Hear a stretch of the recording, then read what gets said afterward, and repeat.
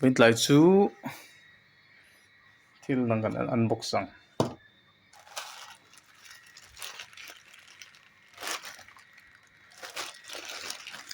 unboxing hay hôn sao to này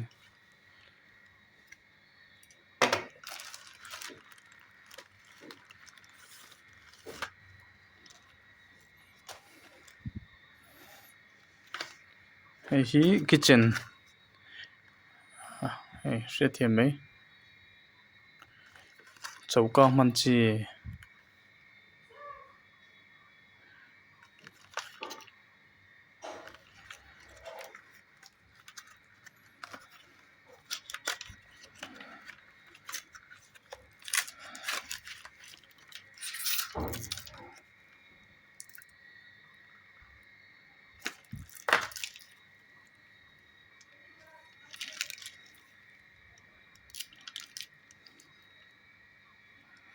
kil na vel chom tak này he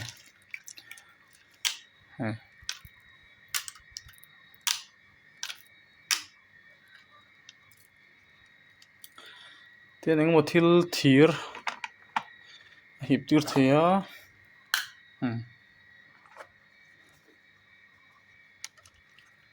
cái thir làm chuyện lòng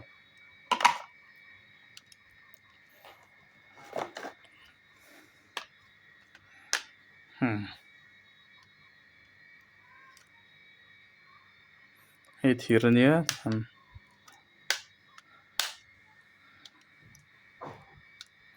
cái chậu cả chắc mấy mẩn to mà hay là